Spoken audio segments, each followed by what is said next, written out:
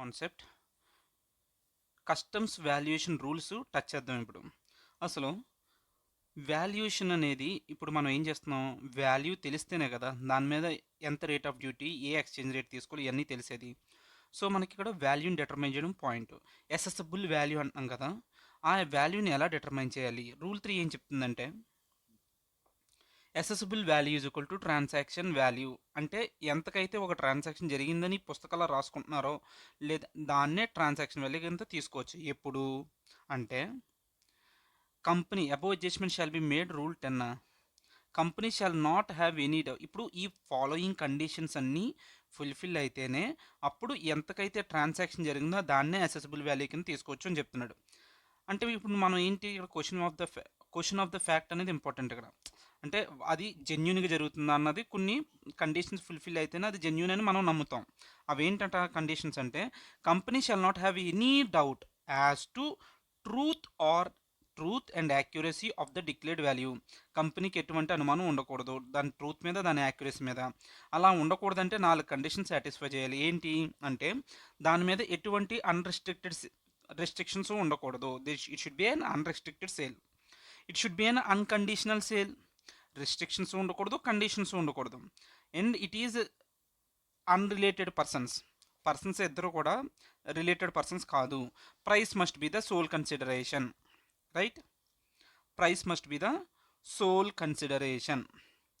ఇది తరుణ్ రాజ్ బుక్లో ఇలా చెప్పారు. దీన్నే ఇంకా బెటర్ వెర్షన్లో ఇక్కడ అతుల్ సార్ బుక్లో ఎలా చెప్తున్నాడు, బయ్యర్కి సెల్లర్కి అసలు రిలేటెడ్ అయి ఉండకూడదు. ఓకే, ఇది రూల్ 3 మళ్ళీ ఇక్కడ కూడా మాట్లాడింది నేను. ఇక్కడ మెథడ్ ఆఫ్ వాల్యుయేషన్ ఏంటంట, assessable value equal to transaction value plus rule 10 adjustments.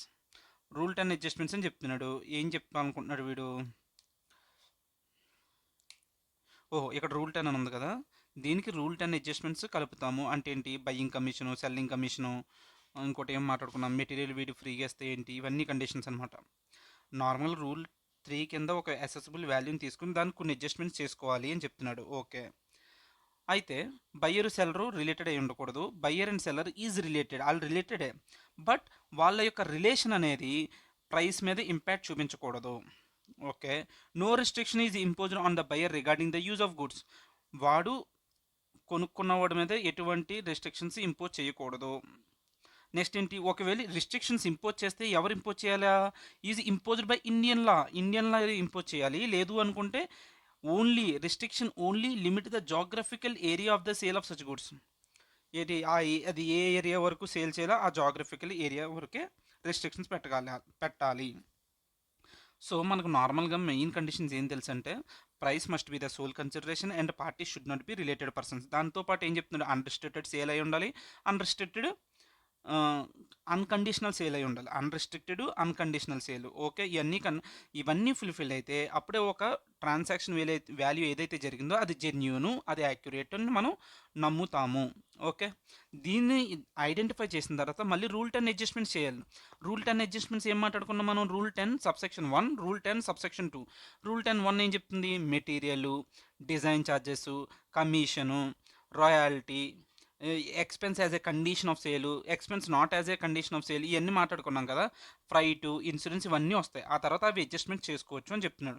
This is my understanding. Okay, ఇప్పుడు మనకు రూల్ 3 మీద ఒక బెటర్ అండర్స్టాండింగ్ వచ్చింది. అయితే ఇక్కడ ఒక పదం వాడాడు చూడు వీడు, ఏం వాడాడు, దర్ అన్రిలేటెడ్ పర్సన్స్ అయి ఉండాలి. అసలు రిలేటెడ్ పర్సన్ ఉంటే ఎవడు, అన్రిలేటెడ్ పర్సన్ ఉంటే ఎవడో మనం తెలుసుకోవాలి కదా. Will go there.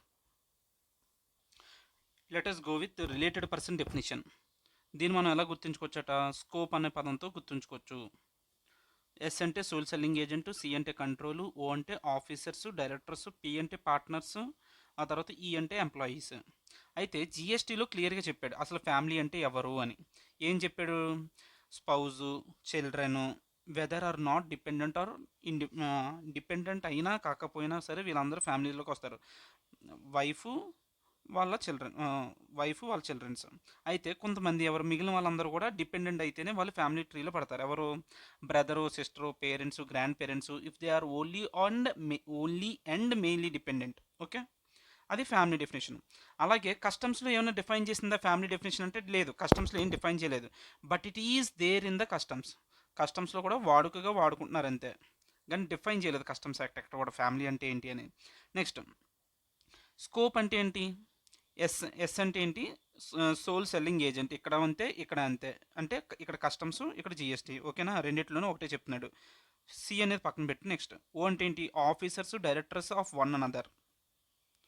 ఆఫీసర్లు డైరెక్టర్లు one another. Officer director of one another. Okay. P అంటే partners of a legally recognised firm. ఇక్కడ కూడా సేమ్ అంతే, partners of a legally recognised firm. E అంటే ఎంప్లాయర్ ఎంప్లాయీ రిలేషన్షిప్ ఉన్న వాళ్ళందరూ కూడా రిలేటెడ్ పర్సన్సే. ఓకేనా? ఇక్కడ అదే మళ్ళీ ఇక్కడ రాశారు చూడు, ఇది అతుల్ సార్ బుక్లోది. రిలేటెడ్ పర్సన్స్ అంటే ఏంటంటే such persons are officers or directors of one another's business. Okay. Such persons are recognised partners. Okay. Partners, officers, employer employee రిలేషన్షిప్లో ఉన్నవాళ్ళు. ఆ తర్వాత ఏంటి? ఇక్కడతో అయిపోయిన తర్వాత ఇప్పుడు కంట్రోల్ దగ్గర కొంచెం ఫోకస్ చేయాలి. ఏంటి కంట్రోల్ దగ్గర ఫోకస్ చేయాల్సిందంటే సింగిల్ షేర్ హోల్డర్ హోల్డింగ్ జిఎస్టీలో కంట్రోల్ ఉన్నది ఎప్పుడు చెప్పగలవు అంటే more than 25% in 2 companies. 2 companies ఏంటి? ఒక కంపెనీలో నాకు గనక మోర్ దాన్ 25% షేర్స్ ఉంటే ఏంది ఇది? ఒక్క క్షణం. Single shareholder holding more than 25% in 2 companies. Okay, okay, okay, అర్థమైంది, అర్థమైంది. ఈ పాయింట్ తర్వాత మాట్లాడదాం, అది హోల్డ్ చేసి పెట్టి చెప్తా. నెక్స్ట్ ఏంటి? ఈ పాయింట్ చూడు కింద, అది మాట్లాడతాను, అది పక్కన పెట్టు. 1 person invest more than 51% in another company. నేను వేరే కంపెనీలో ఏదైనా సరే more than or equal to 51% ఉంటే అది నా కంట్రోల్ ఉన్నట్టే. ఓకేనా? ఇక్కడ ఏమైనా ఉందా అలాంటి కండిషన్? ఇక్కడ కూడా ఉంది చూడు. 1 person invest more than 51% in another company. Okay. Next ఏంటంటే common control by a third person. ఇక్కడ అదే చెప్పాడు ఫస్ట్ పాయింట్. ఇక్కడ చూడు, such persons directly or indirectly owns or control the other at least 51% shares ఉంటే అది కూడా రిలేటెడే. ఇప్పుడు ఇంకోటి ఏంటంటే common control by a third person అంటే అర్థం ఏంటి? ఇప్పుడు ఒక ఫాదర్కి 2 వైఫ్స్ ఉన్నారనుకో, ఫాదర్ అనే వాళ్ళు ఏమవుతారు? కామన్ కంట్రోల్ వీళ్ళిద్దరికి. 2 వైఫ్స్కి వీళ్ళిద్దరు ఏమవుతారు? రిలేటెడ్ పర్సన్స్ అవుతారు. Third person controls both of them and such persons together controls the third person.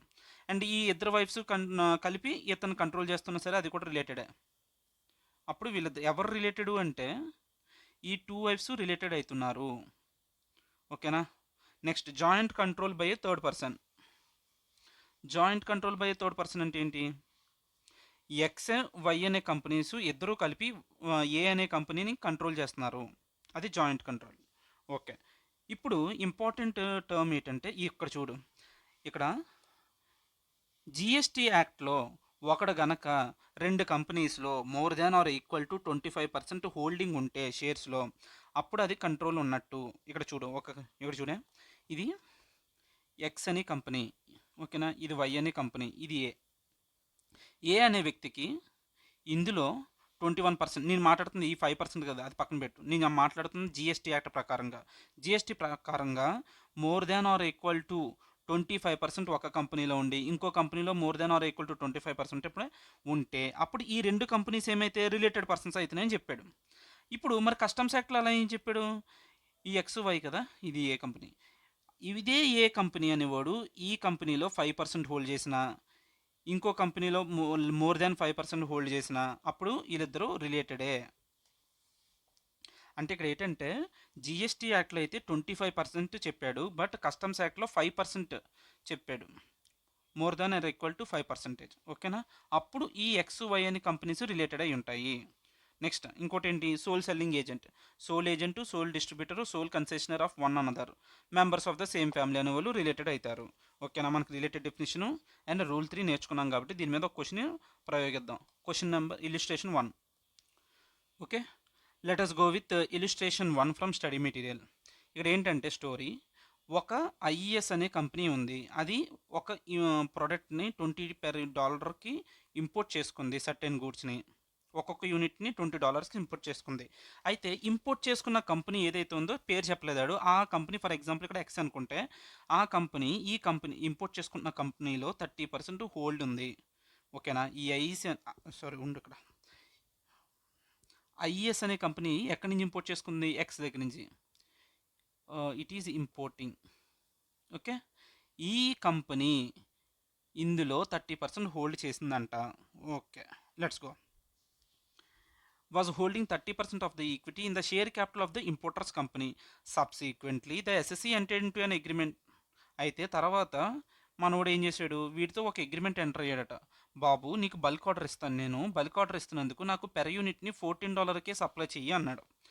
అయితే ఇది ఎప్పుడైతే కస్టమ్స్ ఆఫీసర్ విన్నాడో, హలో ఎక్స్క్యూజ్ మీ, నువ్వు అలా ఎలా క్యాలిక్యులేట్ చేస్తావు, ఒక్కొక్కటి ₹20 పెర్ యూనిట్, నువ్వు ₹14కి ఎలా క్యాలిక్యులేట్ చేస్తావు, మీ ఇద్దరు రిలేటెడ్ పర్సన్స్ కాబట్టి మీ ఇద్దరు you are entering illegal transaction, so I will not consider ₹14 as the value, I will consider ₹20 అని చెప్పి ఎవడంటున్నాడు, కస్టమ్స్ ఆఫీసర్ అంటున్నాడు. ఓకేనా, ఇప్పుడు సార్ చూద్దాం. When the when imports at the reduced price were affected pursuant to this agreement, అంటే $14కి import చేసుకుంటున్నాం, the department అని కూడా ఏం చేశాట, రిజెక్ట్ చేశాడు. ఏమని చెప్తున్నాడు, మీ ఇద్దరు ఇన్ఫ్లుయెన్స్ అయ్యారు, మీ ఇద్దరికి ఒక మధ్య రిలేషన్షిప్ ఉంది, so the transaction value got compromise అని చెప్పి ఈడేమంటున్నాడు, నేను అందుకనే మీ వాల్యూ నేను కన్సిడర్ చేయను, ఎర్లియర్గా మీరు అగ్రి అయిన ₹20 పెర్ యూనిట్ నేను కన్సిడర్ చేస్తాను. ఇప్పుడు మనల్ని ఏమడుగుతున్నాడు, state briefly whether the department's action is sustainable law, department తీసుకున్న యాక్షను న్యాయబద్ధమైనదేనా. ఓకేనా, అయితే తప్పు, department action absolutely wrong. Why? First of all they are not related persons. Why? Because if related person అయ్యి ఉండాలంటే మినిమం ఎంత హోల్డ్ చేయాలి, another కంపెనీలో అట్లీస్ట్ 51% ఉంటే, అంటే మోర్ దాన్ 50% ఉంది కదా, అప్పుడే వాళ్ళు రిలేటెడ్ పర్సన్స్ అవుతారు. గట్ ఇక్కడ ఎంత ఉంది పర్సంటేజ్ ఆఫ్ హోల్డింగ్, 30% ఉంది, సో వాళ్ళు రిలేటెడ్ పర్సన్స్ కాదు. Two parties cannot be set to be related. Okay, అయితే ద ఫ్యాక్ట్ ఇక్కడ ఏంటి, అండర్ వాల్యుయేషన్ జరిగింది అని చెప్పి ఏదైతే మన కస్టమ్స్ వాడు మన మీద నింద వేస్తున్నాడో అది వాడు ప్రూవ్ చేసుకోవాలి. The burden to prove under valuation lies on the revenue and in the absence of any evidence, customs department వాడు ఎవిడెన్స్ చూపించలేకపోతే ఎస్ఎస్సి ఏదైతే చెప్పాడో దాన్నే యాక్సెప్ట్ చేయాలి వాల్యూ కింద. In the light of the foregoing discussion it can be inferred that department's action is not sustainable in law. అదనమాట answer. Topic అసలు identical goods, similar goods, same class or kind, ఇవన్నీ ఏంటి అంటే ఇవన్నీ ఒకే topic సంబంధించినవి. So first will go with same class or kind అని వేటిని అంటాం అన్నది ఇది ఒక క్వశ్చన్ ద్వారా అండర్స్టాండ్ చేసుకోవచ్చు. ఈ సేమ్ క్లాస్ ఆర్ కైండ్లో ఏమి ఇంక్లూడ్ అయి ఉన్నాయంటే ఐడెంటికల్ గూడ్స్ ఇంక్లూడ్ అయి ఉన్నాయి. ఈ ఐడెంటికల్ గూడ్స్ గురించి స్పెసిఫిక్గా రూల్ 4 మాట్లాడుతుంది. సిమిలర్ గూడ్స్ గురించి అయితే రూల్ 5 కూడా ఉంది. అంటే ఇక్కడ నేను ఏం చెప్తున్నా అంటే identical goods, similar goods part of these are include in the same class or kind. Okay, అసలు ఏంటి ఈ సేమ్ క్లాస్ ఆర్ కైండ్ అనేది ఇప్పుడు ఒక క్వశ్చన్ ద్వారా అండర్స్టాండ్ చేసుకుందాం. ఓకేనా, ఇప్పుడు ఏదైతే క్వశ్చన్ ఉందో ఈ క్వశ్చన్ నెంబర్ స్టడీ మెటీరియల్ నుంచి ఫస్ట్ క్వశ్చన్ థియరిటికల్ క్వశ్చన్ అనమాట. ఏంటంటే వీడు అడిగేది కస్టమ్స్ యాక్ట్ ప్రకారం same goods of same class or kind అంటే ఏమిటి, వాటి గురించి ఎక్స్ప్లెయిన్ చేయని అన్నాడు. ఏం చెప్తాం, same goods of same class or kind అంటే ఏంటంటే means imported goods that are within a group or range of imported goods. అంటే ఒక పర్టికులర్, ఇప్పుడు ఆయిల్స్ ఎన్ని రకాలు ఉంటుంది, సన్ఫ్లవర్ ఆయిల్ ఉంటుంది, కోకోనట్ ఆయిల్ ఉంటుంది, పామ్ ఆయిల్ ఉంటుంది, ఇలా రకాలు ఉన్నాయి కదా, ఇవన్నీ కూడా we can categorise them as a particular group, right. Same class or kind means imported goods that are within a group or range of imported goods produced by a particular industry or industrial sector. ఇప్పుడు ఒక industry అనేది ఒక range of ప్రొడక్ట్స్ని deliver చేస్తుంది, అవన్నీ కూడా ఒక group చేయొచ్చు మనం. ఒక range of imported products goods produced by a particular industry produce చేసి ఏముంటాయి మనకి మాట్లాడుకుంటే, ఏదైనా చెప్పలేను కానీ ఆటోమొబైల్ ఇండస్ట్రీస్ తీసుకో, ఒకటే చాలా ఐటమ్స్ ప్రొడ్యూస్ చేస్తుంది అనుకో, వాడు ప్రొడ్యూస్ చేస్తున్న ఒక range of imported goods, range of గూడ్స్లో ఏమైతే ఇంపోర్ట్ చేసుకుంటున్నాం ఆ వాటిలన్నీ సేమ్ క్లాస్ ఆర్ కైండ్ అని అంటున్నాం. ఇది నేను అర్థం చేసుకున్నాను, దట్ ఈస్ మై అండర్స్టాండింగ్. వీటిల్లో ఏమి ఇంక్లూడ్ అయి ఉన్నాయట, it and includes identical goods or similar goods. ఇందులో ఐడెంటికల్ గూడ్స్ కూడా సిమిలర్ గూడ్స్ కూడా ఇంక్లూడ్ అయి ఉన్నాయి same class or kind of goods అంటే. ఓకేనా, that is what this particular meaning is. ఒకసారి రివైజ్ చేస్తావా, అసలు సేమ్ క్లాస్ ఆర్ కైండ్ అంటే ఏంటి? సేమ్ క్లాస్ ఆర్ కైండ్ అంటే మనం ఇంపోర్ట్ చేసుకుంటున్న దాంట్లో గూడ్స్లో within a group or range of imported goods produced by a particular industry or industrial sector and includes identical goods and similar goods. That's it. నేను ఉన్నదే మళ్ళీ చదివాను. అది ఇంకా అంతమించి నాకు ఎక్స్ప్లెయిన్ రావట్లేదు అది. Okay, let's go. ఈ కంప్యూటెడ్ వాల్యూ గురించి సెపరేట్ సెక్షన్ ఉంది, సెపరేట్ రూల్ ఉంది. దీని మీద మాట్లాడేది రూల్ 8. ఆ రూల్ 8 వచ్చినప్పుడు మాట్లాడుకుందాం. ఇప్పుడు now we will go with rule 4. Okay, so ఇప్పుడు ఏంటంటే రూల్ 4 ఎప్పుడు వాడాలి అంటే ఎప్పుడైతే రూల్ త్రీ ఏం చెప్పింది మనకి, assessable value is equal to transaction value. Transaction value ఇప్పుడు ఏంటంటే నేను ఒక కేసు చెప్తాను. నాకు ఇదైతే సింక్ అయింది. ఏంటంటే కోల్గేట్ పేస్ట్ ఉంటుంది కదా, కోల్గేట్ మ్యాక్స్ ఫ్రెష్, అది ఎలా ఉంటుంది, రెడ్ కలర్లో ఉంటుంది. క్లోజప్ పేస్ట్ కూడా రెడ్ కలర్లో ఉంటుంది. ఆల్మోస్ట్ సిమిలర్గానే ఉంటుంది, మొత్తం ఐడెంటికల్గానే ఉంటుంది. బట్ కంపెనీ పేర్లు అనేవి వేరే అంతే. ఓకేనా. అయితే ఇక్కడ పాయింట్ ఏంటంటే ఫర్ ఎగ్జాంపుల్ నాకు క్లోజప్ నేను ఇంపోర్ట్ చేసుకున్నానండి, వేరే కంట్రీ నుంచి క్లోజప్ పేస్ట్ ఇంపోర్ట్ చేసుకున్నా. బట్ దాని వాల్యూ ఎంతో నాకు తెలియదు. వాల్యూ ఎంతో తెలియదు అంటే నేను దాంతో ఇప్పుడు ఫర్ ఎగ్జాంపుల్ ఒకసారి నేను ఇంపోర్ట్ చేసుకున్న పేస్ట్ పేరు ఏంటి, క్లోజప్ పేస్ట్ అనేది ఇంపోర్ట్ చేసుకున్నా. నేను దాన్ని ఈ ఇండియాలో కోల్గేట్ మ్యాక్స్ ఫ్రెష్తో కంపేర్ చేసుకోవచ్చు. అంటే కోల్గేట్ మ్యాక్స్ ఫ్రెష్ అన్నది ఏంటి, identical goods. First I have to identify the identical goods. ఓకేనా, లెట్ us స్టార్ట్. ఇది చూడు ఒకసారి. Imported goods same physical characteristics, quality and reputation. Okay, మనం దేంతో ఇప్పుడు క్లోజప్ పేస్ట్ని కంపేర్ చేయాలి ఇండియాలో ఉన్న వేరే దాంతో. అలా కంపేర్ చేయాలనుకుంటే నువ్వు కంపేర్ చేసే ఐటెం కూడా సేమ్ ఫిజికల్ క్యారెక్టరిస్టిక్స్ అయి ఉండాలి, క్వాలిటీ ఉండాలి, రెప్యుటేషన్ ఉండాలి. Produced in the same country in which goods being valued were produced. For example ఏంటి, క్లోజప్ పేస్ట్ అనేది ఎక్కడి నుంచి ఇంపోర్ట్ చేసుకుంటున్నా, ఫర్ ఎగ్జాంపుల్ యూఎస్లోంచి. అలాగే కోల్గేట్ మ్యాక్స్ ఫ్రెష్ నుంచి కూడా నేను ఎక్కడి నుంచి, కోల్గేట్ మ్యాక్స్ ఫ్రెష్ ఇది ఇంపోర్ట్ చేసుకున్నది, ఇది క్లోజప్ కోల్గేట్ మ్యాక్స్ ఫ్రెష్, ఇది పేస్ట్ నేను మాట్లాడుతున్నా, పళ్ళు తోముకుని పేస్ట్. ఓకే, ఈ రెండిటిని ప్రొడ్యూస్ చేసేది ఒకటే కంట్రీ అయి ఉండాలి. ఒకటే కంట్రీ ప్రొడ్యూస్ చేస్తుంది. Produced by the same person, preferably not compulsory. Preferably but compulsory అవసరం లేదు. దానికి ఏమైనా అడ్జస్ట్మెంట్స్ చేయాలంటే చేయాలి. ఎందుకంటే యూఎస్లోంచి కూడా నేను కోల్గేట్ మ్యాక్స్ ఫ్రెష్ ఇంపోర్ట్ చేసుకున్నా, అలాగే క్లోజప్ పేస్ట్ ఇంపోర్ట్ చేసుకున్నా. But I don't know the value of Closeup paste. అప్పుడు ఏమంటున్నాడంటే డిఫరెన్స్ ఇన్ క్వాంటిటీ, ఏం అడ్జస్ట్మెంట్ చేయాలి ప్రైస్కి, డిఫరెన్స్ ఇన్ క్వాంటిటీ.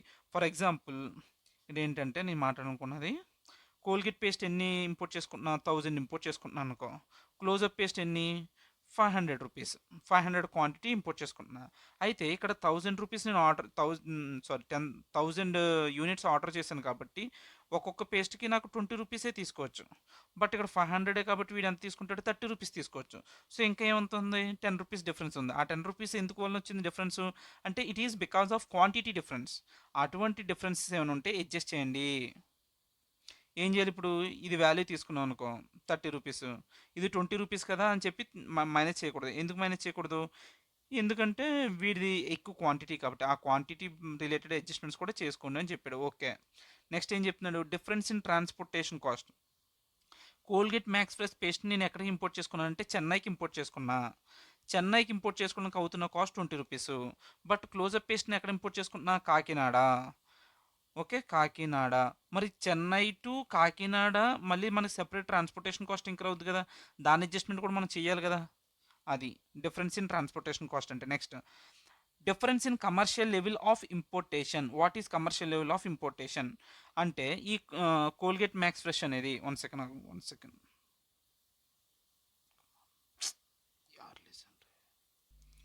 ఏం మాట్లాడుతున్నాం మనం, చూడు ఇక్కడ difference in commercial level of importation అంటే import from manufacturer, import from wholesaler.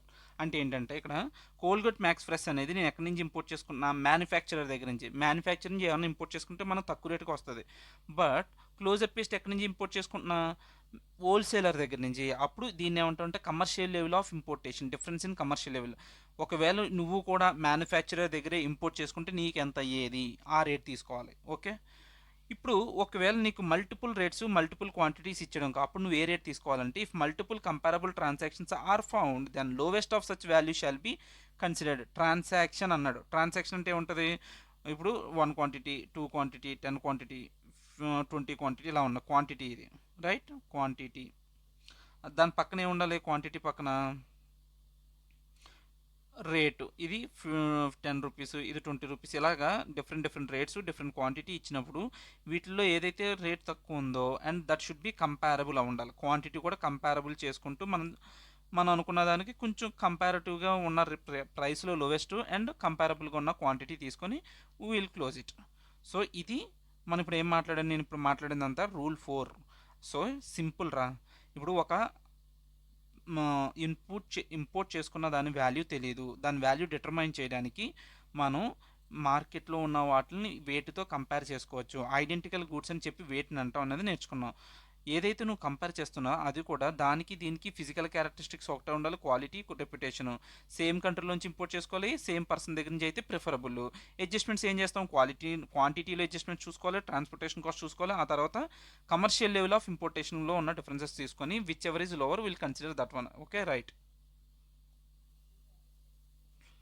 అరే యార్, let us go with next question. ఇది స్టడీ మెటీరియల్లోంచి 14th క్వశ్చన్ అనమాట. ఓకేనా? ఇక్కడ ఏంటంటే in the context of customs valuation determine explain the meaning of identical goods. Identical గూడ్స్ని ఏమని చెప్పాలి?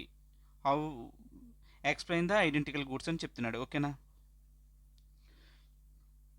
ఇదంతా సమ్మరీ. ఈ ఒక్క చార్ట్ ఉంది కదా, ఈ ఒక్క చార్ట్ గుర్తుంచుకోవచ్చు, సరిపోతుంది.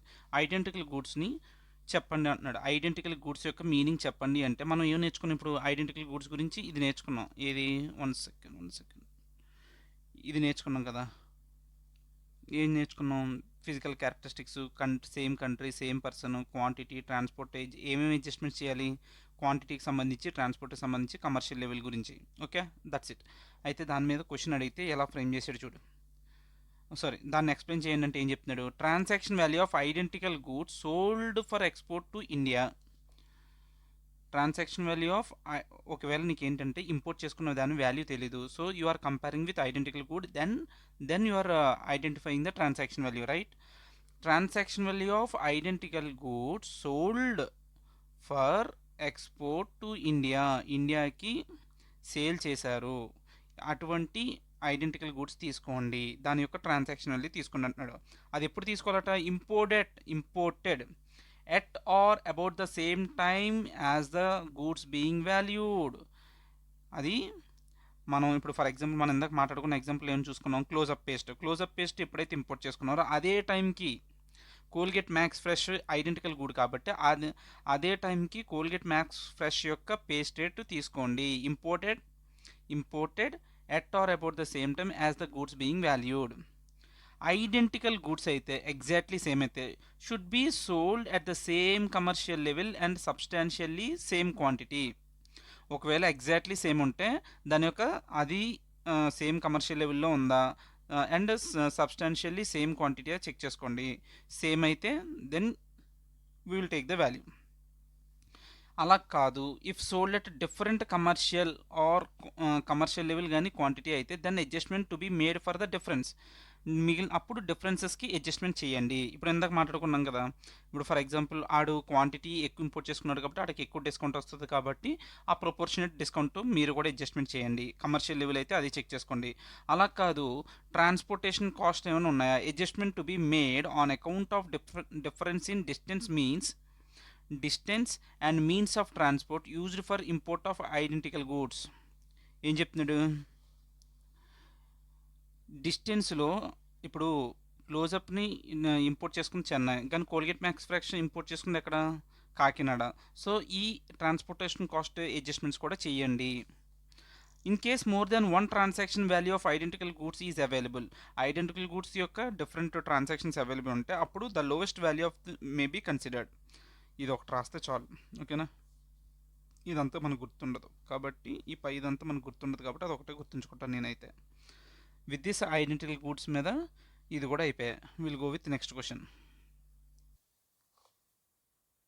So will go with next question.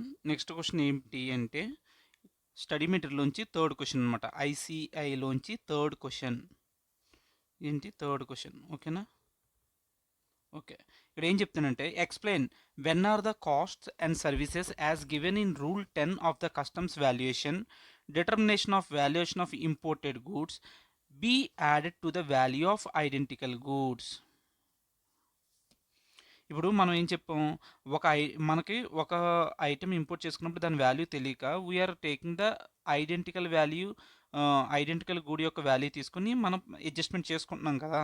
అప్పుడు వాడు ఏమంటున్నాడు, ఏ కాస్ట్ని రూల్ 10లో explain when are the cost and services as given in rule 10 of the customs valuation be added to the valuation of identical goods అంటున్నాడు. నార్మల్గా ఏం తెలుసు మనకి అడ్జస్ట్మెంట్స్, ఈ అడ్జస్ట్మెంట్స్ ఏమో మాట్లాడతాం. ఈ adjustments difference in quantity, identical goods తీసుకున్నప్పుడు మనం ఏం చేసుకుంటాం, దానికి దీనికి ఏమైనా డిఫరెన్స్ ఇన్ క్వాంటిటీ ఉందా, ఆ క్వాంటిటీ వల్ల దీని రేట్ ఏమైనా ఇంపాక్ట్ అయిందా, ట్రాన్స్పోర్టేషన్ కాస్ట్, దాని తర్వాత ఏంటి difference in commercial level of importation. But ఇది ఎక్కువ హైలైట్ చేసింది ఏంటంటే క్వాంటిటీని అండ్ కమర్షియల్ లెవెల్ ఆఫ్ ఇంపోర్టేషన్ని. ఒకసారి చూద్దామా, ఒకసారి చదువుకుని వెళ్ళిపోదాం.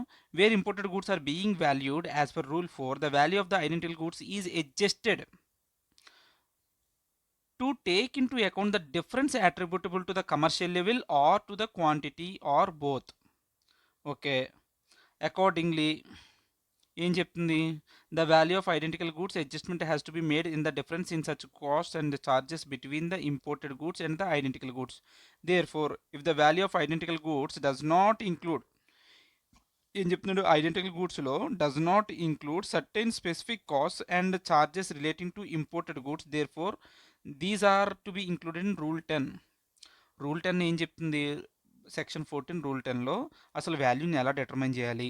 ఒకవేళ ఐడెంటికల్ గూడ్ తీసుకుంటే దానికి మనం ఏం తెలుసు, రూల్ 10లో రూల్ 10(1) ఉంది, ప్రైమరీ అడ్జస్ట్మెంట్స్ సెకండరీ అడ్జస్ట్మెంట్స్. అప్పుడు అందులో తీసుకున్న వాల్యూకి ఆ రూల్ 10లో చెప్తున్న అడ్జస్ట్మెంట్స్ ఇంక్లూడ్ చేయండి అని చెప్తున్నాడు, అంతే.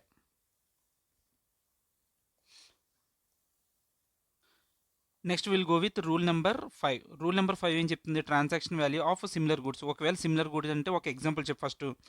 Single door fridge, double door fridge కంపారబులే కదా. Yes comparable. ఇప్పుడు నువ్వు ఇంపోర్ట్ చేసుకున్న దాని వాల్యూ ఐడెంటిఫై చేయలేకపోతే you should compare with similar goods. So import చేసుకున్న గూడ్స్, ఆ తర్వాత ఏంటి, commercially interchangeable. Single door fridge, double door fridge ఇంటర్చేంజబులే కదా with the goods being a valued. Okay, produced in the same country, రెండు కూడా ఒకే కంట్రీలో ప్రొడ్యూస్ చేసి ఉండాలి. Produced by the same person preferably but not compulsory. Adjustments ఏం చూసుకుంటాం, quantity adjustment చూసుకుంటాం, ట్రాన్స్పోర్టేషన్ కాస్ట్, కమర్షియల్ లెవెల్. ఇక్కడ ఇంకోటి అడిషనల్ ఇంకోటి ఏమి ఇచ్చాడు, difference in materials engineering work. Difference in materials and engineering work అంటే ఏం చెప్పాం, డబల్ డోర్ ఫ్రిడ్జ్కి అయితే ఎన్ని మెటీరియల్స్ కావాలి, సింగిల్ డోర్ మెటీరియల్కి అయితే సింగిల్ డోర్ ఫ్రిడ్జ్కి అయితే ఏం తీసుకోవాలి, ఆ రెండు కంపేర్ చేసుకుని ఆ అడ్జస్ట్మెంట్ కూడా అడ్జస్ట్ చేసుకోండి. If multiple comparable transactions are found then lowest of such value shall be considered. Done, rule 5 అంతే. దాని మీద క్వశ్చన్స్ చూద్దాం ఇప్పుడు.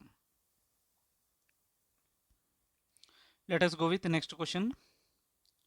In the context of customs valuation, explain the meaning of similar goods.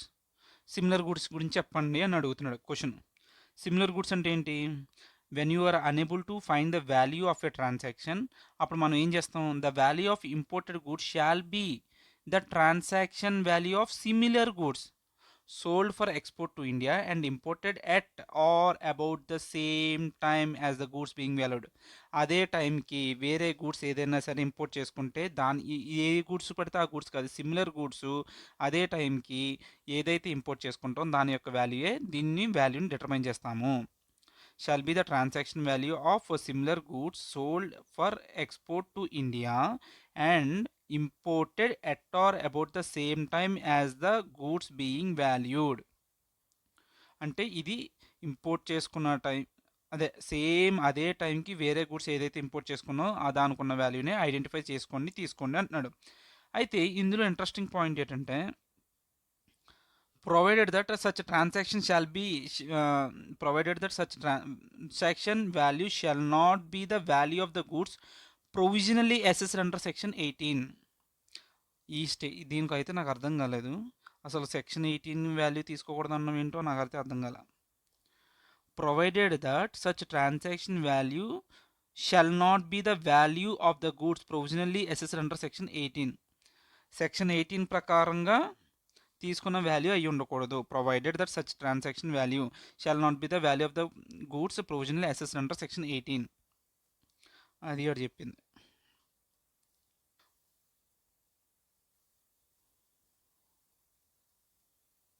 ఒకసారి ఫాస్ట్గా Atul sir బుక్లో ఈ ఏంటి ఐడెంటికల్ గూడ్స్ సిమిలర్ గూడ్స్కి ఏం చెప్పారో చూసుకోవచ్చు. If accessible value is not determinable under section rule 3, the transaction value of identical or similar goods in a sale or substantial commercial level or quantity is considered as accessible value. ఒకవేళ rule 3 ప్రకారం మనం identify చేయలేకపోతే అదే టైంకి ఏంది identical or similar గూడ్ యొక్క ఏదైనా సరే ఒక ఐడెంటికల్గా కానీ సిమిలర్ గూడ్స్ ఉండి అది కమర్షియల్లీ సబ్స్టాన్షియల్లీ ఈక్వల్ అయితే then will consider that assessable value. If more than one comparable transaction price is available then lowest of such values are taken. However following adjustments are to be made in the about transactions. ఏ adjustment చేయాలి? Difference in the commercial level or quantity level. Okay, next ఏం చెప్తున్నాడంటే adjustment for freight and insurance cost considering difference in identical or similar goods transaction with transaction value given in the question. ఏం చెప్తున్నాడు బాబు? ఇప్పుడు rule 10 adjustments కూడా చేయమని చెప్పాడు కదా ఇందాక. ఐడెంటికల్ గూడ్స్ సిమిలర్ గూడ్స్ దాంతోపాటు ఇది కమర్షియల్ ట్రాన్స్పోర్టేషను క్వాంటిటీయే కాకుండా రూల్ 10 అడ్జస్ట్మెంట్స్ అంటే ఏంటి? ఫ్రైట్ కాస్ట్లు ఉంటాయి, ఇన్సూరెన్స్ కాస్ట్లు కూడా అడ్జస్ట్మెంట్లు చేయాలి. 7, ఈ రూల్ నెంబర్ 7 అతుల్ సార్ బుక్లో బాగుంది యాక్చువల్లీ. చూడు ఏం చెప్పారు ఈయన. Rule 7 is deducted value method. Deducted value మెథడ్లో ఎలా కనుక్కోవాలి ప్రైస్ అంటే price at which imported or identical or similar goods sold in the greatest aggregate quantity to unrelated buyers in India at or around the same time within 90 days from the date of import. అంటే ఏంటంటే ఇప్పుడు మనకి ఒక item value తెలియదు. ఆ item value తెలియదు కాబట్టి మనం ట్రాన్సాక్షన్ వాల్యూ ద్వారా ఐడెంటిఫై చేయలేకపోయాం. Rule number 3 we cannot. Rule number 4, 5 కూడా చెక్ చేసాం, అది కూడా వర్క్ అవ్వలేదు. అప్పుడు రూల్ నెంబర్ 6 ఏం చెప్పిందంటే వాల్యూ కెన్ బి డిటర్మైన్డ్. ఎప్పుడైతే పైన రూల్స్ వల్ల నువ్వు వాల్యూని డిటర్మైన్ చేయలేకపోయావు అప్పుడు రూల్ నెంబర్ 6 ద్వారా వాల్యూని డిటర్మైన్ చేయొచ్చు అని చెప్పింది. ఇది value can be determined as per rule 7 and rule number 8. Rule number 6 ఏం చెప్పింది? పైన ఉన్న దాంట్లో మనం ఐడెంటిఫై చెప్తే యూజ్ రూల్ 7 అండ్ 8 అన్నది. రూల్ 7 ఏం చెప్తుందంటే డిడక్టెడ్ వాల్యూ మెథడ్. అసలు ఫస్ట్ మనకు ఒక వాల్యూ తెలియదు, మనం ఇంపోర్ట్ చేసుకున్న దాన్ని వాల్యూ ఎలా డిటర్మైన్ చేస్తామంటే అదే రోజున at or around the same time. At or around the same time అంటే ఏంటి? Within 90 days from the date of import కూడా కన్సిడర్ చేసుకోవచ్చు. ఏదన్నా ఇది ఒక వస్తువుని ఇంపోర్ట్ చేసుకున్నప్పుడు అదే టైంలో వేరే వస్తువుని ఇంపోర్ట్ చేసుకుంటే ఆ ఐటము ఐడెంటికల్గా కానీ సిమిలర్గా కానీ ఉంటే అప్పుడు దాని వాల్యూ బట్టి దీని వాల్యూని డిటర్మైన్ చేయొచ్చు అని చెప్తున్నాడు.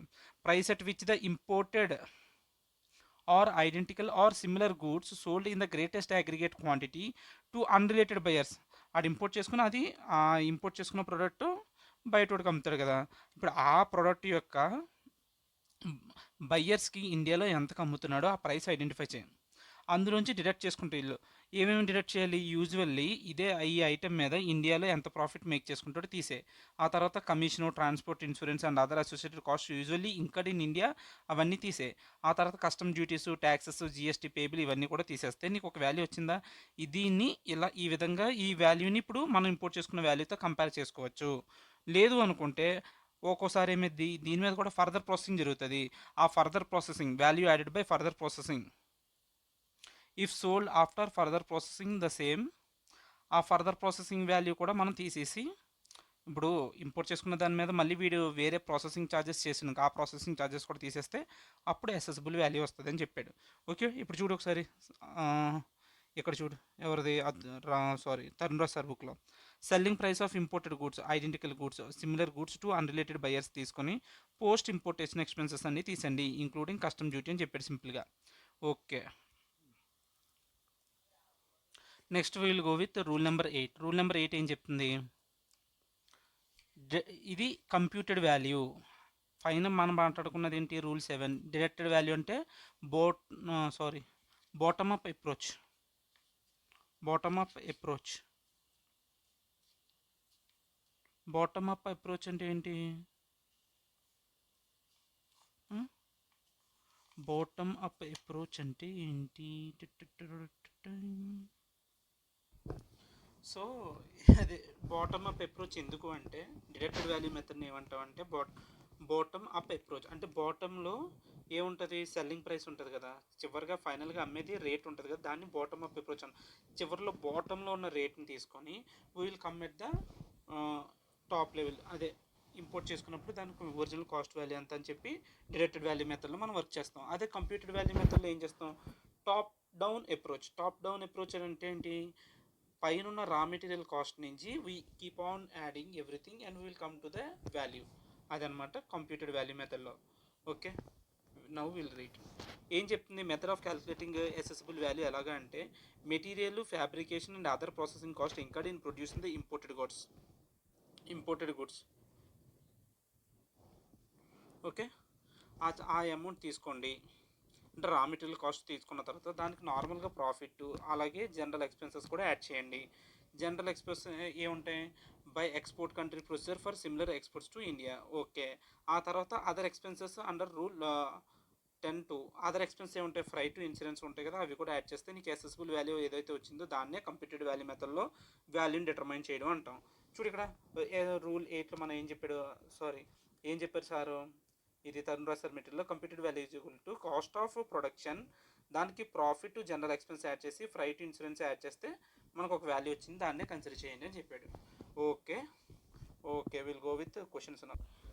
Let us see one question. ఇది స్టడీ మెటీరియల్లోంచి ఎంత క్వశ్చన్ నెంబర్, ఇది స్టడీ మెటీరియల్లో క్వశ్చన్, ఇది theory question. Okay, will go. Oh sorry wait. ఓకేనా, ఒకసారి చూడు. ఇది స్టడీ మెటీరియల్ నుంచి థియరీ క్వశ్చన్, ఇదే టాపిక్ మీద ఉన్న క్వశ్చన్. Deducted value method, computed value method. ఇందాక ఇయర్ ఫోన్స్ పెట్టుకోవాలా. Okay done. అయితే నార్మల్గా ఇదంతా ఏంటి, ఇది ఐడెంటికల్ మెథడ్ గురించి మాట్లాడుతుంది. ఇంకోటి ఏంటి, ఇది మనకి ఏంటంటే ఒక్క పాయింట్ చాలు. ఏంటంటే ఇది, if neither the imported goods Nar identical goods, అంటే మనం ఐడెంటికల్ గూడ్ ద్వారానే అండ్ సిమిలర్ గూడ్స్ ద్వారా మనం ఐడెంటిఫై చేయలేకపోతే ప్రైస్, అప్పుడు మనం డిడక్టెడ్ వాల్యూ మెథడ్ యూజ్ చేసుకోవచ్చు. If neither the imported goods Nar identical are Nar similar products similar imported goods are sold in India in the condition as imported, then value shall be based on the unit price at which the imported goods after further processing are sold in the greatest aggregate quantity to persons who are not related to the seller in India. So unit price third persons ఇండియాలో greatest aggregate quantity to persons who are not related to the seller in India. ఇది నాకు theory పెద్ద నచ్చలేదు అసలు, but చదవాలి కాబట్టి ఇందాక మనం నేర్చుకున్నాం కదా, ఆ పాయింట్ ఇక్కడ రాసేసుకోవచ్చు. ఇప్పుడు కంప్యూటెడ్ వాల్యూ అయితే ఎలా చెప్తున్నాడు, కంప్యూటెడ్ వాల్యూకి imported goods shall be based on the computed value which shall consist the sum of cost of materials fabrication and other processing employed in the producing the imported goods, an amount of profit and general expenses equal to that usually reflected in the sales of goods of the same class or kind as the goods being valued which are made by producers in the country of exportation. Oh yamma, the cost or value of all other expenses ఎంత వద్దు కానీ ఏంటి, cost or value of materials and fabrication or other processing employed. దాని తర్వాత ఏంటి, an amount of profit and general expenses. Next cost or value of all other expenses, raw material cost, profit, general expenses, ఇంకా అది కాకుండా వేరే expenses కూడా add చేస్తే you will get the computed value అన్నాడు. ఓకే, సో ఇదే point మీద మళ్ళీ క్వశ్చన్ నెంబర్ 1 కూడా ఉంది స్టడీ మెటీరియల్లో, అది కూడా ఇక్కడ కంప్యూటెడ్ వాల్యూ అడుగుతున్నాడు. డిటర్మైన్ ద కంప్యూటెడ్ వాల్యూ అన్నాడా with reference to the customs. So ఇక్కడ కూడా అంతే లాజిక్. మళ్ళీ ఏంటి, కంప్యూటెడ్ వాల్యూ అంటే ఏంటి, cost of materials fabrication and other processing charges తీసుకుంటాం, దానికి మళ్ళీ ఏం చేస్తాం, ప్రాఫిట్ జనరల్ ఎక్స్పెన్స్ యాడ్ చేశాక మళ్ళీ ఇంకేమైనా other cost or value of all other expenses, మిగిలిన వేరే ఎక్స్పెన్స్ ఏమైనా ఉంటే కూడా అవి కూడా యాడ్ చేసేస్తాం అంతే. అంటే other cost or value of all other expenses as per rule 10 అంటే ఏంటి, ఫ్రైట్ ఇన్సూరెన్స్ వస్తాయి, అంతేనా, డన్.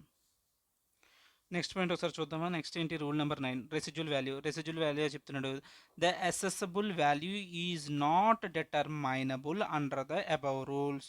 పైన చెప్పిన రూల్స్లో డిటర్మైన్ చేయలేకపోతే it shall be determined as per the reasonable means which are consistent with general provisions of these rules and basis of data available.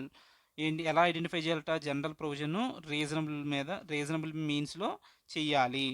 అయితే value under rule 9 shall not be determined on the basis of ఎలా determine చేయకూడదు selling price of goods produced in India selling price of goods produced in India గూడ్స్ని ఇండియాలో produce చేయడానికి అవుతున్న expenses అక్కడ so selling price of goods produce in India ఇండియాలో అమ్ముతున్న selling price తీసుకోకండి అలాగే selling price of goods in domestic market of exporting country export చేస్తున్న కంట్రీ యొక్క వాడి యొక్క డొమెస్టిక్ కంట్రీలోది తీసుకోకండి అలాగే కాస్ట్ ఆఫ్ ప్రొడక్షన్ తీసుకోకండి మినిమం కస్టమ్స్ వాల్యూ కూడా తీసుకోకండి ఆర్బిట్రరీ ఆర్ ఫిక్టిషియస్ వాల్యూ కూడా తీసుకోకండి మరి ఎలా తీసుకోవాలి అంటే determined as per the reasonable means which are consistent with the general provisions of these rules and the basis of data available so అలా చెప్పాడు అనమాట ఆయన ఇప్పుడు దీని మీద కూడా ఒక క్వశ్చన్ చూద్దాం ఒకసారి చూడు మళ్ళీ దీని మీద ఉన్న క్వశ్చన్ మళ్ళీ అదే చదువుకోవాలి what is residual method value of what is residual method of valuation discuss with reference to the customs valuation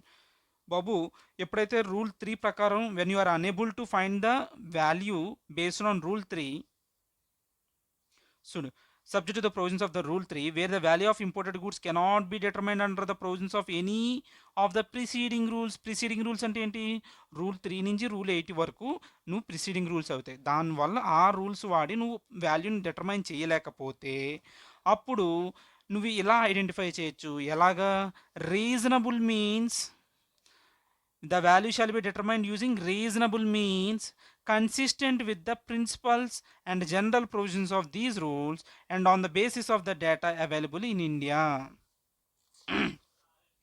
using reasonable means ఎలా ఐడెంటిఫై చేయాలంట రీజనబుల్ మీన్స్ అంట అండ్ అది కూడా ఆ రీజనబుల్ మీన్స్ కూడా కన్సిస్టెంట్గా ఉండాలట దేంతో principles and general provisions of these rules okay on the basis of the data available in India ఇంకా అంతమించే ఉంది నెక్స్ట్ ఏంటి no value shall be determined under the provisions of this rules ఏంది ఇండియాలో ఉన్న సెల్లింగ్ ప్రైస్ తీసుకోకూడదు ఆ కంట్రీలో ఉన్న డొమెస్టిక్ ప్రైస్ తీసుకోకూడదు a price of the goods on which domestic country ఆ తర్వాత ఏం చెప్పాడు మినిమం కస్టమ్స్ వాల్యూస్ తీసుకోకూడదు ఆర్బిటర్ ఫిక్టిషియస్ వాల్యూస్ తీసుకోకండి the price of the goods for the export country other than India the price of the goods for the export to a country other than India India కాకుండా వేరే ఏ కంట్రీకి export చేస్తున్న rate తీసుకోకండి cost of production other than computed values which have been determined for identical or similar goods in accordance with the provisions of rule 8 ఏంటి the cost of production other than cost of production other than the computed values which have been determined for identical ఓ బాబోయ్ ఏంది ఇది ఒకసారి ఏం చెప్తున్నాడు ఇటు సింపుల్గా cost of production cost of production ఇది కాకుండా వేరే ఏంటి ఏది కాకుండా other than computed value as determined for identical or similar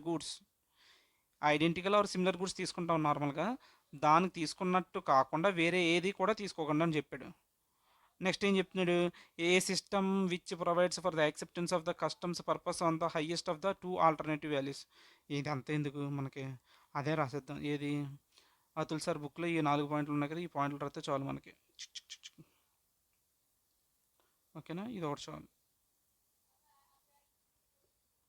ఒకసారి మళ్ళీ ఇదే రివైజ్ చేసుకోవచ్చు అది బాగోలేదు నాకు సో ఎలా డిటర్మైన్ చేస్తారంట reasonable means and consistent with the rules on the basis of all data available అన్నాడు బట్ ఏ తీసుకోకూడదు సెల్లింగ్ మన కంట్రీలో ఉన్న రేట్ తీసుకోకూడదు వాటి డొమెస్టిక్ కంట్రీలో రేట్ తీసుకోదు కాస్ట్ ఆఫ్ ప్రొడక్షన్ తీసుకోకండి కాస్ట్ ఆఫ్ ప్రొడక్షన్ అన్నాడు కదా దానికి ఎక్స్టెన్షన్ పాయింట్ ఇది ఏది cost of production of identical or similar goods unless computed as per rule 8 cost of production of identical or similar goods ఏంటి cost of production వేరే goods identical similar goods ఉంటాయి కదా దాన్ని రేట్ తీసుకోకండి ఒకవేళ అది కనుక రూల్ 8 ద్వారా అయితే దెన్ వీ కెన్ కన్సిడర్ అది minimum customs value arbitrary or fictitious value అదనమాట స్టోరీ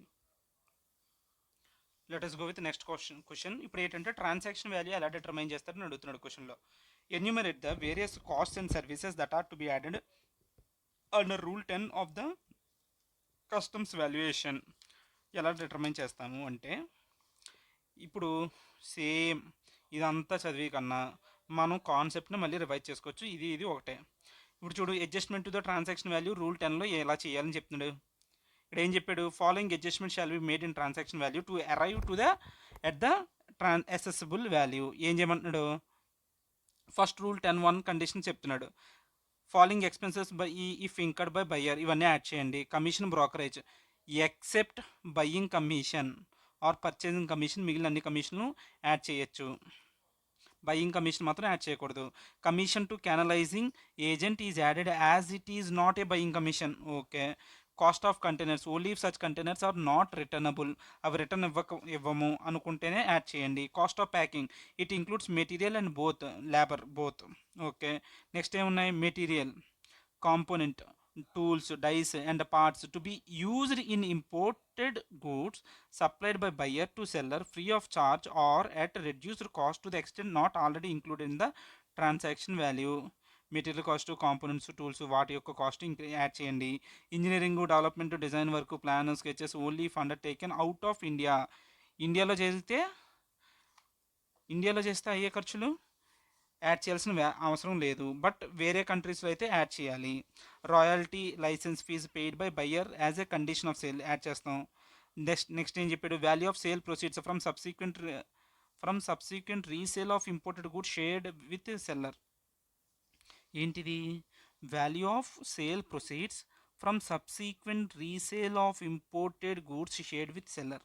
అదే మనం మాట్లాడుకున్నాం, రాయల్టీ. ఒక ఇంజిన్ ఉంటే ఇంజిన్ మీద సెపరేట్గా రాయల్టీ ఉంటుంది. అదే ఇంజిన్ ఒక కార్లో వాడితే ఆ సబ్సీక్వెంట్గా వాడాం కాబట్టి, లేదంటే సబ్సీక్వెంట్ రీసేల్ జరిగిన, సేల్ ప్రొసీడ్స్లో వాడినా, సబ్సీక్వెంట్ రీసేల్లో జరిగినా అది కూడా యాడ్ చేస్తాం. ఇది పెద్ద బాగాలేదు గుర్తుంచుకోవడానికి. Okay. Next, any other payment made by buyer to seller or third party for fulfilling seller's obligation as a condition of sale. ఏమన్నా expenses as a condition of sale అయితే అది కూడా యాడ్ చేయాలి. Post importation cost if such cost is related to imported goods as a condition for sale. Normally post importation cost is not included, but as a condition of sale అయితే add చేయండి. Next ఏంటి, compulsory additions. Rule 10(2) ఏం చెప్తున్నాడు, cost of transport, loading, unloading, handling charges అనేవి up to the place of importation if ascertainable అయితే 20%, air route అయితే 20% of the FOB or actual whichever is higher. Actual ఏంటి, air route actual but maximum up to 20% of the FOB అంటే ఏంటి, actual or 20% of the FOB whichever is higher. Land route అయితే actual cost తీసుకోండి, ఒకవేళ ascertain చేయలేకపోతే 20% of the FOB తీసుకోండి. ఇక్కడ కూడా ఏం చెప్తున్నాడు, the cost covers transport, loading, unloading, handling expenses from factory to exporter hence to. ఇదంతా ఎందుకు సోది, ఇదేం అక్కర్లేదులే. మళ్ళీ ఈ పాయింట్, డిమ్యూరేజ్ ఛార్జెస్. నార్మల్గా ఇక్కడ చూడు, actual cost shall include ship demurrage, lighterage, barge charges. Actual cost shall not include, ఏమి ఇంక్లూడ్ అవ్వవు, unloading, handling charges and landing charges at port of import, demurrage cost on port of import, transshipment cost to another customs station. అది next ఏంటి, ఇవి include చేయకూడదు వీటిని. Normal demurrage charges అది add అవ్వదని మనం చదువుకున్నాం కదా. నెక్స్ట్ ఇన్సూరెన్స్, ఫ్రైట్ పాయింట్స్ కూడా యాడ్ చేస్తాం. అసెప్టెనబుల్ అయితే యాక్చువల్ కాస్ట్ తీసుకుంటాం, ఒకవేళ నాట్ అసెప్టెనబుల్ అయితే 1.125% ఆఫ్ ఎఫ్ఓబి. ఇదంతా రాస్తే will be done with this question. చూడు 1.125% ఇవన్నీ చెప్పాడు. సో ఇది రాసేద్దాం, ఈ క్వశ్చన్ అయిపోద్ది, done. Next will go with rule number 11. Rule number 9 అయిపోయిన తర్వాత 11 ఉంది, డిక్లరేషన్ బై ద ఇంపోర్టర్. ఏం చెప్తున్నాడు, importer shall furnish the declaration disclosing full and accurate details relating to the value of imported goods. Declaration by the importer అంటే ఏంటంట, importer ఏదైతే import చేసుకున్నారో దాని గురించి, దాని related full and accurate details submit చేస్తాడు అని చెప్పాడు. అదే ఎందుకు పనికిరాదు.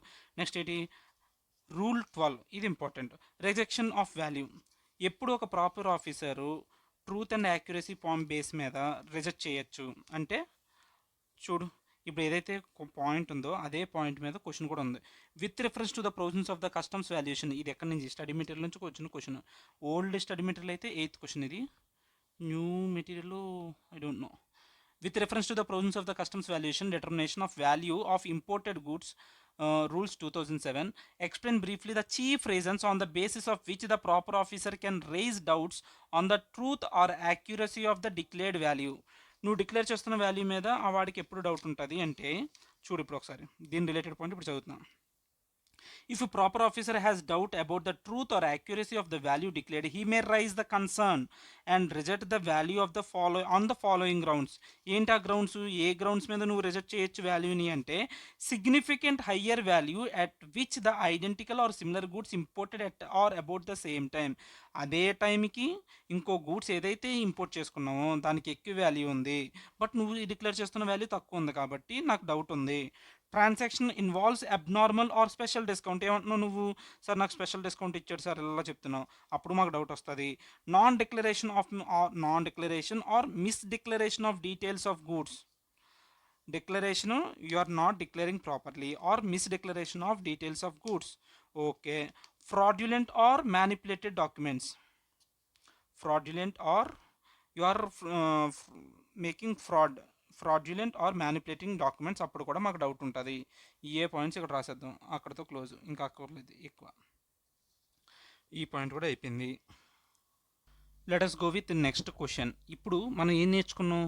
మొత్తం అన్నీ నేర్చుకున్నట్టే. Rules now by this time we have rules related knowledge కూడా మనకు ఉంది కాబట్టి will try to solve complete question. ఏ క్వశ్చన్ ఇప్పుడు మనం చేసేది అంటే ఐసీఏ స్టడీ మెటీరియల్లోంచి 19th క్వశ్చన్ ఇది. ఓకేనా? ఏం చెప్తున్నాడు ఇక్కడ? X imported certain goods from a related person Mister Q of US and transaction value has been rejected. ఎందుకు రిజెక్ట్ చేశాడు ట్రాన్సాక్షన్? ఎందుకంటే మనకు రూల్ 3 ఏం చెప్పింది? మెయిన్ 2 పాయింట్స్ ఉన్నాయి. Price must be the sole consideration and party should not be the related persons అయి ఉండకూడదు. ఈ రెండు కండిషన్స్ ఎప్పుడైతే ఫిల్ అవ్వదో then you cannot use rule 3. So ఇప్పుడు ఏమంటున్నాడు? సో ఇప్పుడు ట్రాన్సాక్షన్ వాల్యూని తీసుకోలేము. ఎందుకు తీసుకోలేము అంటే వీళ్ళు ఇద్దరు రిలేటెడ్ పర్సన్స్ కాబట్టి. Next rule 4. ఇప్పుడు రూల్ 3 వాడుకోలేకపోతే ఎక్కడ ఏం వాడుకోవచ్చు? 4, 5 వాడుకోవచ్చు. 4 ఏంటి? Identical goods. 5 ఏంటి? Similar goods. Rule 4 and 5 of the import valuation rules are found inapplicable as no similar identical goods are imported in India. 4, 5 ఎందుకు పనికిరాదట? సిమిలర్ ఐడెంటికల్ గూడ్స్ అనేవి ఏమి ఇంపోర్ట్ చేసుకోలేదట మనం ఇండియాకి. Okay. Mister X furnishes cost related data of imports and request customs authorities to determine value accordingly as per rule 8. ఇప్పుడు అందుకనే మన SSC ఏమంటున్నాడు? ఎక్స్ అనేవాడు, బాబు సార్ నాకు రూల్ 8 ప్రకారం నా వాల్యూని డిటర్మైన్ చేసి నాకు కస్టమ్స్ డ్యూటీ వేయండి సార్ అన్నాడు. దాని కస్టమ్స్ అథారిటీస్ ఏమంటున్నాడు? అరే అది ఎందుకు రా నీకు రూల్ 8? ఇప్పుడు రూల్ 4, 5 అప్లికబుల్ అవుతూ రూల్ 6 ఏం చెప్పింది? 7, 8 వాడుకోమని చెప్పింది. 7 ఏం చెప్తుంది? మనకి 7లో రూల్ 7 కింద నీ వాల్యూ 4 lakhs అని డిటర్మైన్ చేయగలుగుతున్నప్పుడు there is no need to apply rule 8 అంటున్నాడు అనమాట. ఓకేనా? There is no need to apply rule 8 అని చెప్పి మనోడు అన్నాడు. ఒక్క క్షణం. ఓకేనా? ఏం చెప్పాడు? సో రూల్ 8 ఉంది కదా అని అంటే కింద request of mister X be legally acceptable. ఏంటి? రూల్ 7 ఉన్నప్పుడు ఎక్స్ ఏమంటుంది? రూల్ 8లో నాకు వాల్యుయేషన్ చేయమంటుంది. సో అలా అడగచ్చా?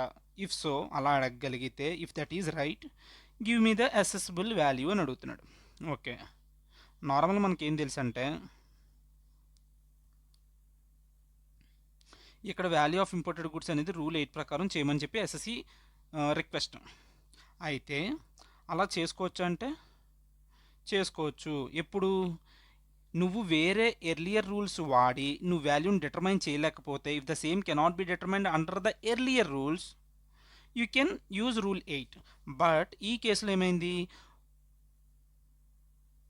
However, the order of application of rules 7 and 8 can be reversed at the request of the importer with the approval of the proper officer. Proper ఆఫీసర్కి SSC అని కూడా request పెట్టుకుంటే rule 7, 8ని కూడా reverse చేసేయచ్చు. thus request of the x for determination of value rule 8 is legally acceptable if the same is also approved by the proper officer. ఇక్కడ ఏంటంటే rule 8లో చేసుకోవచ్చు అంటే చేసుకోవచ్చు. ఇప్పుడు ప్రాపర్ ఆఫీసర్ ఒప్పుకుంటే రూల్ 8లో కూడా నువ్వు చేసుకోవచ్చు ఇర్రెస్పెక్ట్ ఆఫ్ రూల్ 7. అయితే రూల్ 8 మనకి ఏం చెప్తుంది? Computed value method. Computed value మెథడ్లో మనం ఏం నేర్చుకున్నాం? ఇక్కడ వీ ఎజ్యూమింగ్ ప్రాపర్ ఆఫీసర్ ఒప్పుకున్నాడని మనం ఎజ్యూమ్ చేసుకుని రూల్ 8 ప్రకారం మనం అసెసిబుల్ వాల్యూ డిటర్మైన్ చేస్తున్నాం. అసెసిబుల్ వాల్యూ రూల్ 8 ఏం చెప్పిందంటే cost of materials and fabrication and other processing ఛార్జెస్కి ఏం కలపమన్నాడు? ప్రాఫిట్ ఆ జనరల్ ఎక్స్పెన్సెస్ కలిపిన తర్వాత cost or value of all other expenses as per rule 10(2). సరిగ్గా చదవలేదు కదా, మళ్ళీ చదువుతాం. The cost or value of all other expenses under rule 10 subsection 2. ఏంటి రూల్ 10 సబ్సెక్షన్ 2?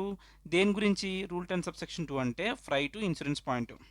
ఓకేనా, అదనమాట. ఇప్పుడు మనం ఒక్కొక్క పాయింట్ తీసుకొని will start calculating the value. Computed value rule 8 ప్రకారం చేస్తున్నాం. కాస్ట్ ఆఫ్ మెటీరియల్ తీసుకోవచ్చా? తీసుకోవచ్చు. తీసుకున్నానా?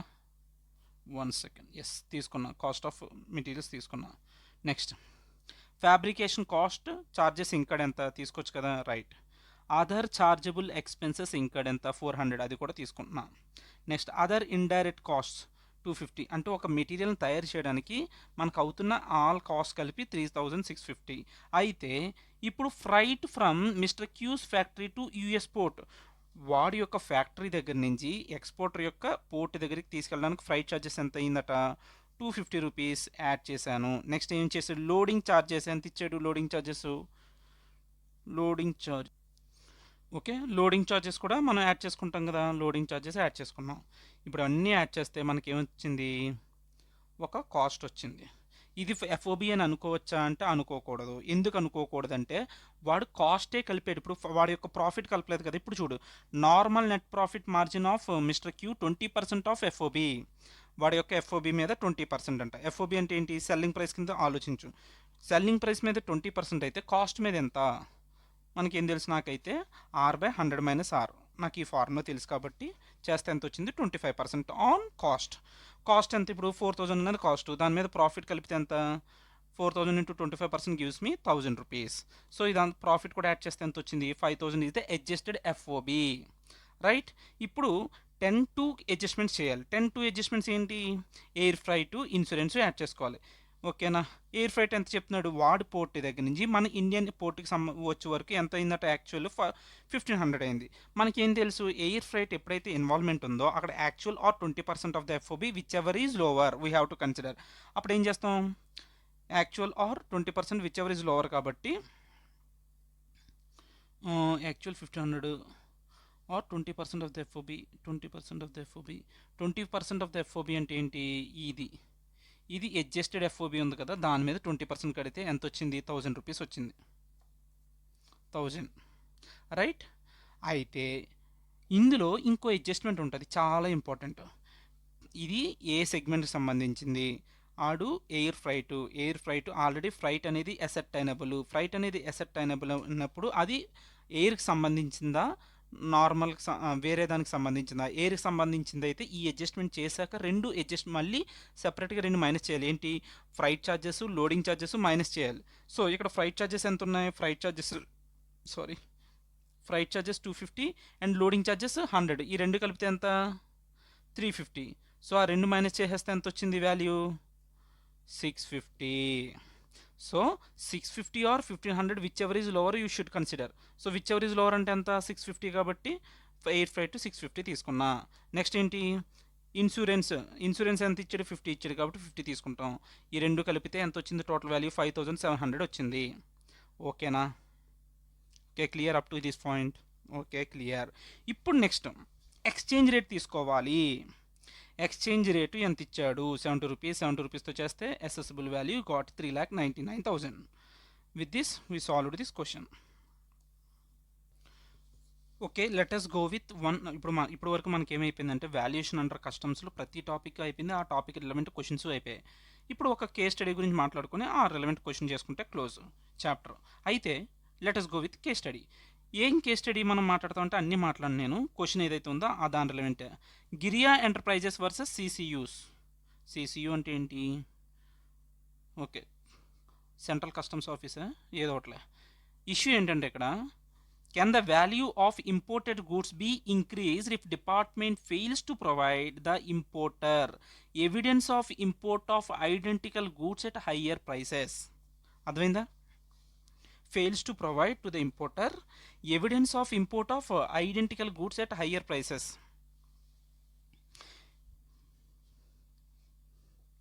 ఇప్పుడు ఇంపోర్ట్ చేసుకున్న గూడ్స్ యొక్క వాల్యూని డిపార్ట్మెంట్ వాడు పెంచేయచ్చా? ఫెయిల్స్ టు పెంచేసి వాడు ఎవిడెన్స్‌కి సంబంధించిన ఏ డాక్యుమెంట్స్ ప్రొవైడ్ చేయట్లే. If department fails to provide evidence of import of identical goods. ఇప్పుడు ఏమంటాడంటే ఇక్కడ ఇష్యూ ఏంటంటే, ఇప్పుడు నేను ఇంపోర్ట్ చేసుకున్నానండి మామిడికాయలు. మామిడికాయలు ఏదో ఒకటి ఇంపోర్ట్ ఈ మామిడికాయలు ఎందుకు ఇంపోర్ట్ చేసుకుంటా నేను? మామిడికాయలు వద్దు. ఏమి ఇంపోర్ట్ చేసుకోవచ్చు? టెస్లా కార్లు ఇంపోర్ట్ చేసుకోవచ్చు అనుకో. ఇంపోర్ట్ చేసుకుంటే ఇప్పుడు వాడు డిపార్ట్మెంట్ వాడు సడన్గా నా టెస్లా కార్ ఇంపోర్ట్ చేసుకున్న వాల్యూ పెంచేస్తున్నాడు. ఏమయ్యా పెంచావని అడిగితే వాడు ఏమంటున్నాడు, సిమిలర్గా జపాన్లోంచి బీవైడి చైనా అదే లైక్ వేరే కంపెనీ కార్లు బీవైడి కంపెనీ కార్స్ కూడా ఇంపోర్ట్ చేసుకున్నాం. ఆ వాల్యూ ఇంకా ఎక్కువ ఉంది కాబట్టి ఇట్ ఈజ్ ఐడెంటికల్ గూడ్స్ కాబట్టి దాని వాల్యూ ఎక్కువ ఉంది కాబట్టి నీ వాల్యూ కూడా పెంచేస్తున్నావు అన్నాడు. అరే నువ్వు ఏ బేస్ మీద ప్రొవైడ్ చేస్తున్నావురా బాబు, ఎవిడెన్స్ చూపించంటే నా దగ్గర ఎవిడెన్స్ లేదు, ఆ డాక్యుమెంట్స్ పోయాయి, బట్ నువ్వు ఎక్కువ డ్యూటీ పే చేయాలని అడిగాడు అనుకో, చాలా అన్యాయం కదా ఇది. ఇదే ఈ కేసు. బాబు నువ్వు అడిగేది చాలా అన్యాయం, నువ్వు ఎవిడెన్స్ చూపించాలి. ఆడేమంటున్నాడంటే నాకు కొన్ని డాక్యుమెంట్స్ ఉన్నాయి, కాపీ ఆఫ్ కంప్యూటర్ ప్రింట్అవుట్స్ ఉన్నాయి. సో ఒరే ఉంటే చూపించు నాకు అంటే ఆడు చూపించట్లేదు, నా దగ్గర పోయాయి అంటున్నాడు. నా దగ్గర పోయే అదంతా నాకు అనవసరం, నువ్వు ఇప్పుడు ఎక్కువ పే ఇంక్రీజ్ చేసిన కస్టమ్ డ్యూటీ పే చేయంటే అది ఇష్యూ. మనం ఎందుకు పే చేస్తాం? పే చేయం. సో కంక్లూజన్ ఏం చెప్తున్నా అంటే ఈ కేసులో సుప్రీంకోర్టు అబ్జర్వ్ చేస్తుందంటే ఏమని, సిన్స్ రెవెన్యూ అంటే కస్టమ్స్ ఆఫీస్ అని గుర్తుంచుకో ఇక్కడ. సిన్స్ రెవెన్యూ అంటే కస్టమ్స్ వాళ్ళు did not supply copy of computer printout which formed the basis of the conclusion that appellant అంటే మనం undervalued the imported goods. The appellants obviously could not and did not have an opportunity to demonstrate that the transactions relied upon by the revenue were not comparable transactions. మనకి ఏమైనా evidence చూపిస్తేనే కదా నేను దానికి దీనికి compare చేసి మాట్లాడగలను. నువ్వు చూపించకుండా అపీలెంట్ని ఇంక్రీజ్ చేయడంటే ఇది చాలా అన్యాయం. Thus, in the given case, the value of imported goods could not be enhanced on the basis of the value of identical goods, as department was not able to provide evidence as import of identical goods at higher prices. So ఇప్పుడు ఈ judgement ఏమిచ్చింది, అలా చేయకూడదు, department చేసిన తప్పు, department was not able to provide evidence కాబట్టి అది చేసిన తప్పు, అలా హయ్యర్ ప్రైసెస్ తీసుకోకూడదు. Okay done. సో ఇదే కేసు మీద ఇదే కాన్సెప్ట్ మీద ఇప్పుడు ఉన్న question study material, old study material ఉంది, ఇప్పుడు కొత్త స్టడీ మెటీరియల్ ఈ క్వశ్చన్ లేదు. Okay let us go. ఇక్కడ ఏంటంటే కావేరీ ఎంటర్ప్రైజెస్ అనే వాళ్ళు ఇంపోర్ట్ చేసుకున్నారు ఎక్కడి నుంచి, ఇటలీ నుంచి. ఓకే అయితే on the basis of certain information obtained through computer printouts ఏ ఉన్నాయంట కస్టమ్స్ హౌస్ దగ్గర. సో వాళ్ళు ఏమన్నారట, డిపార్ట్మెంట్ మన మీద ఎలిగేషన్ వేసింది. ఏమైనా ఎలిగేషన్ వేసింది, during the period in question నువ్వు ఏదైతే ఇంపోర్ట్ చేసుకున్నా అదే టైంలో large number of consignments of such goods were imported at much higher price than the price declared by Kaveri enterprises. నువ్వు ఇంపోర్ట్ చేసుకున్న టైంలోనే అదే టైంలో వేరే ఇంపోర్ట్స్ కూడా జరిగాయి, అక్కడ హై ప్రైసెస్ చూపించారు, బట్ నువ్వు లో ప్రైస్ చూపిస్తున్నావు అని చెప్పి డిపార్ట్మెంట్ మన మీద ఏం చేస్తుంది, ఎలిగేషన్ వేస్తుంది. Okay therefore department valued such goods on the basis of transaction value of identical goods as per rule 4. సో నేను డిపార్ట్మెంట్ కూడా ఏమంటున్నాడు, రూల్ 4 ప్రకారం, రూల్ 4 ఏం చెప్తుంది, ఐడెంటికల్ గూడ్స్ మీద ఉన్న వాల్యూ తీసుకుని మీకు ఇంపోర్ట్ చేస్తున్నాను, so you have to pay custom duty at higher rate అని చెప్పి చెప్తుంది. ఇప్పుడు ఏం చెప్తుంది చూడు, అండ్ డిమాండెడ్. ఇప్పుడు అలా చేసి ఇప్పుడు కస్టమ్స్ డిపార్ట్మెంట్ ఏం చేస్తుంది, డిమాండ్ చేస్తుంది ఏంటి, differential duty along with penalty and interest from Kaveri enterprises. How ever department did not provide the printouts to Kaveri enterprises. ఏమంటుంది, బాబు నువ్వు ఆల్రెడీ కట్టింది తక్కువ కట్టావు, బట్ నువ్వు ఎక్కువ కట్టాలి, సో నువ్వు కట్టిన దానికి దీనికి కట్టాల్సిన దానికి డిఫరెన్స్ మిగిలిన పే చేయండి, అండ్ దాని మీద మీరు లేట్గా పే చేస్తున్నందుకు పెనాల్టీ పే చేయండి అండ్ ఇంట్రెస్ట్ పే చేయండి అని చెప్పి మనం బెదిరిస్తున్నాడు ఎవడో కస్టమ్స్ ఆఫీసరు. సో బాబు ఒరే సరే అయితే నీ ప్రింట్అవుట్స్ ఇవ్వరా అంటే ప్రింట్అవుట్స్ ఇవ్వట్లేదు వాడు. ఎంత అన్యాయం. అప్పుడు మన కావేరీ ఎంటర్ప్రైజెస్ ఏం చేసింది, demand was the Kaveri enterprises contended that the department's demand was without any basis. ఆడ ఏ basis, without any basis in law, అసలు లాజిక్ లేదు, దానికి ఒక లా లేదు, ఎలా పడితే వాళ్ళు అడుగుతున్నాడు ఏంటంటే without any legal admissible evidence and opposed to the principles of natural justice as the computer printers which formed on the basis of such demand has not been supplied to them. ఇప్పుడు ఏమంటున్నాడు, నాకు evidence అసలు natural justice ఇదేంటి, వాడు department వాడు మన మీద చేస్తున్న ఎలిగేషన్ అనేది వితౌట్ లీగల్లీ అడ్మిసిబుల్ ఎవిడెన్స్, నాకు ఏ ఎవిడెన్స్ ఇవ్వకుండా నా మీద ఎలిగేషన్ చేస్తున్నాడు. సో నేను కట్టను అని చెప్పి కావేరీ ఎంటర్ప్రైజెస్ వాడు గొడవ. Resultantly they had no means of knowing as to whether the any imports of comparable nature are made at the relevant point of time. You are required to examine the contention of the Kaveri enterprises with the help of a decided కేసులా. Decided కేసులా ఏంటి? Giriya versus what is this? Giriya versus Giriya Giriya enterprises versus CCUs 2014 ఆ కేసులో జరిగిందని మాట్లాడతాం. ఏం మాట్లాడతాం? ఇలా ఇటువంటి ఇష్యూయే మనం ఎక్కడ చూసాం? గిరియా ఎంటర్ప్రైజెస్ వర్సెస్ సిసియూస్. ఇది ఎవరు డిసైడ్ చేశారు? సుప్రీంకోర్టు డిసైడ్ చేసింది. ఏమని డిసైడ్ చేసిందంటే, బాబు కస్టమ్స్ డిపార్ట్మెంటు నువ్వు copy of the computer printout అనేది ప్రొవైడ్ చేయలేదు. అదేంటి? It formed the basis of the conclusion that appellants undervalued the imported goods. The appellants obviously could not and did not have any opportunity to demonstrate that the transactions relied upon by the revenue were not comparable transactions. నువ్వు వాడికి ఒక document ఇచ్చి జెన్యున్గా మాట్లాడితే ఆడు compare చేసుకుంటాడు ఎందువలన వచ్చింది దీనికి దానికి డిఫరెన్స్ అని చెప్పి. బట్ నువ్వు ఏ డాక్యుమెంట్ ప్రొవైడ్ చేయకుండా వాడిని ఇవ్వమంటే ఇది చాలా అన్యాయం. There is no comparable. అసలు ఏంటి, వాడికి అసలు ఆపర్చునిటీయే లేదు. ఆపర్చునిటీ అంటే వాడు నిర్దోషి అని చెప్పి ప్రూవ్ చేసుకోవడానికి ఆపర్చునిటీయే లేదు. సో అంటే అప్పుడు సుప్రీంకోర్టు ఏమంటుంది? Supreme court held the existence of allegation ఏదైతే ఉందో, ఎవరి మీద వేసాడు ఈ case?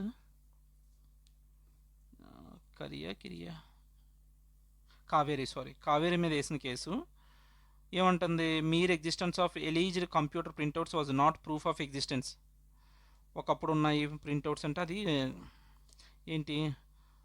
ఎలిజ్డ్ computer printout was not proof of existence of comparable imports even if. అసలు ఏదైతే ఉన్నానో అది అసలు కంపారబుల్ ఎవిడెన్స్ కాదు. సో ఒకవేళ నిజంగా ఉన్న ఆ ప్రింట్అవుట్ నువ్వు వాడికి ఇవ్వాలి. ఇచ్చిన తర్వాత వాడు కంపేర్ చేసుకొని అక్కడ రీజనబుల్ ఆపర్చునిటీ అనేది ఇస్తే వాడు మనకి జస్టిఫికేషన్ ఇవ్వగలుగుతున్నారో లేదో చెప్తే అప్పుడు దాన్ని బట్టి నువ్వు కస్టమ్స్ ఆఫీసర్ చేయాలి. బట్ నువ్వు ఏమి ఇవ్వకుండా ఇలా చేయడం తప్పు. సో కావేరీ ఎంటర్ప్రైజెస్ యొక్క point of view is correct అని చెప్తాం. ఒక చూడు, even if you assumed that such printout did exist and content thereof were true, such printout must have been supplied to the appellant and they should have been given reasonable opportunity to establish that the imported transactions were not comparable. వాడికి ఒక reasonable opportunity అనేది ఇవ్వాలి. So that ఆ రెండు కంపారబులా కాదా అని చెప్పి వాడికి కూడా వాడి మాట వినే అవకాశం మనం క్రియేట్ చేయాలి. In the view of the above judgement contention of Kaveri Enterprises is correct. So Kaveri enterprises ఏం చెప్తున్నాడు?